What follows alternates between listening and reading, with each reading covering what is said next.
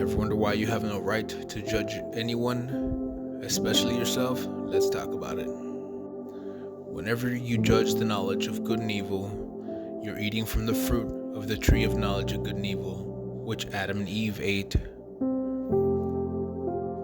Which is why they were depressed about yesterday and anxious for tomorrow. When whatever hasn't killed you has only made you stronger. And the best things that ever happened to me were the worst things that ever happened to me, because they taught me the best life lessons. And it's given me the most strength to endure the things to come. And in the moment when you judge any person outside of yourself, you are judging the image of God. It doesn't matter what that person has done to you. You must understand that they couldn't help themselves in the same way that you couldn't. It wasn't them that did the act to you, rather the spirit that made a home in them, and they couldn't help themselves. And this is unfortunately where a lot of the churches have made the mistake as to condemn a group of individuals to hell. For example, homosexuals or thieves to hell, or liars to hell. Because the only one that can send any soul or any human being to hell or heaven is God the Father. It doesn't matter how many times you read a book. And when looking at yourself, you have no right to judge yourself good or evil. Jesus himself understood this when they said to him, "Good teacher," and he replied to them, "Who are you calling good? There are none good but God." And if you can't help yourself but to judge yourself, you must understand one common denominator of every time you've done something that you hate about yourself is that you couldn't help yourself.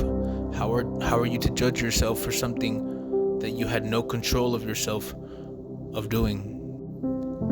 And despite your worst decisions, can you think of the last day God ever left you? Never will I leave you, never will I forsake you, and every single morning mercy is made new.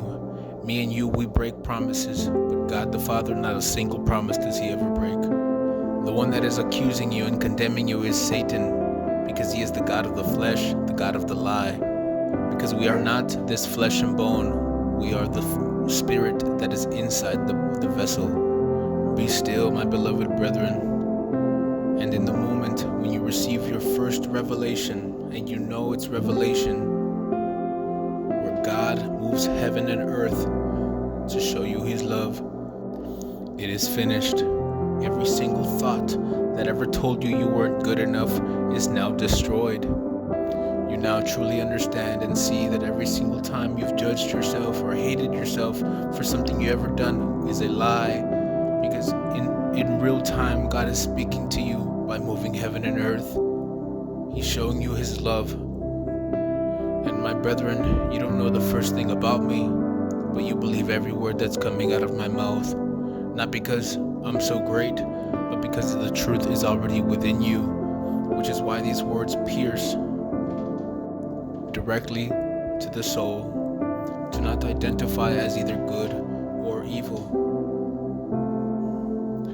One foot in front of the other. Have no opinion of yourself or anything that happens. And watch God take over your life. Know yourselves, brothers and sisters, that we become one, the body of Christ and the army of God.